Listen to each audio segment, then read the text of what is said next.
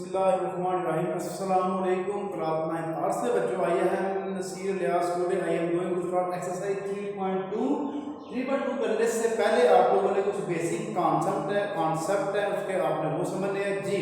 पहला हमारे पास है कीमत खरीद। ये वो कीमत है जिस पर दुकानदार कोई भी चीज़ खरीदता है। दर्ज कीमत बाद में अपनी शॉप पर ला के उसके ऊपर कोई भी कीमत दर्ज कर देता है तो उसको हम उसको कहते हैं कि ये दर्जशुदा कीमत है।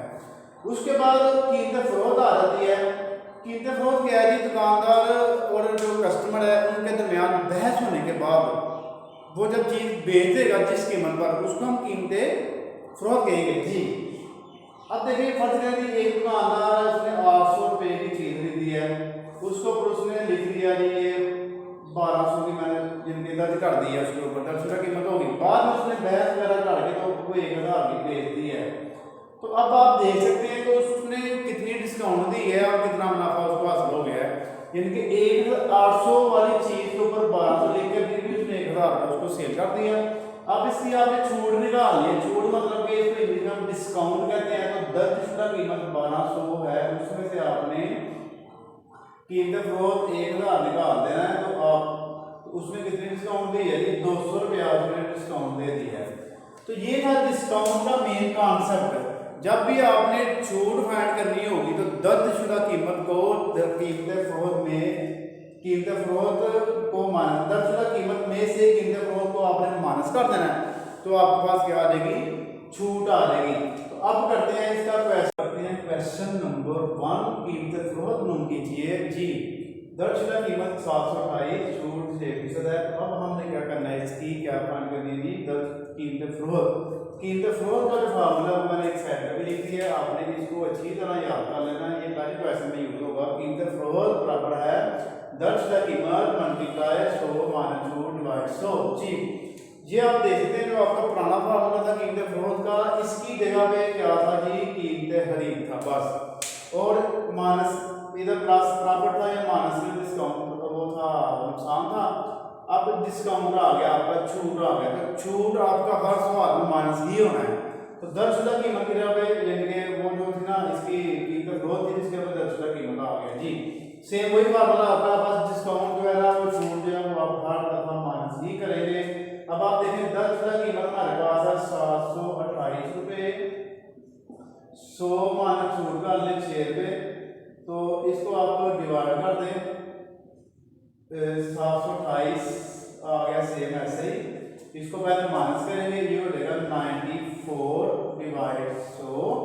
अब आप क्या करेंगे कि इसको आप 100 पे डिवाइड करेंगे। 100 पे जब आपने डिवाइड कर देना इसको, तो बाद में फिर आपने इसको 728 से क्या कर देना जी? मल्टीप्लाई कर देना है। मल्टीप्लाई जब आप करेंगे तो आपका आंसर आ जाएगा जी। इसको अब आप डिवाइड करेंगे तो इसका जो आंसर आएगा वो आएगा जी 600 में 84.32 जी। 684.32। ये मैंने आंसर पहले ही कैलकुलेट करके लिखा हुआ था, तो आपने भी ऐसे ही कर लेना। कैलकुलेटर के साथ इन दोनों को डिवाइड करना है और इससे मल्टीप्लाई कर लेना। तो ये था इसका कीमत फरोख्त मालूम करना जब दर्जशुदा कीमत दी हो। अब हम सेकंड क्वेश्चन करते हैं, उसमें हम क्या फाइंड करते हैं ये देखते हैं। तो जी आइए हम करते हैं इसका क्वेश्चन नंबर 2। दर्जशुदा कीमत मालूम कीजिए। तो दर्जशुदा कीमत का फार्मूला आप पहले इसको याद कर लेंगे अच्छी तरह जी।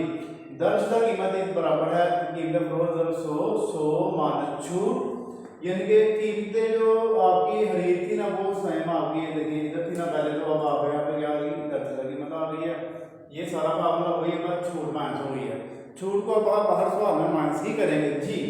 अब यहाँ पे हम वैल्यू करते हैं। फार्मूला में लिखा हुआ पहले कीमत फरोख्त जो है हमारे पास है 515 ज़रब 100 डिवाइड आप करेंगे 100 माइनस 8, तो 515.20 को आप अगर 100 से मल्टीप्लाई करेंगे ना तो माइनस खत्म हो जाएगा इसका। तो ये इसका बन जाएगा 20 ही आ जाएगा वाली। तो इसको अगर आप माइनस करेंगे तो 92 आ जाएगा।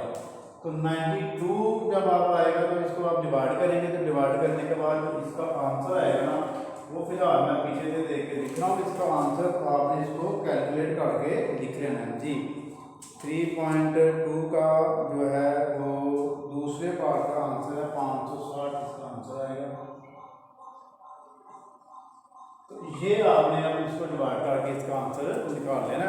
तो बाकी क्वेश्चंस आप खुद इसके करें।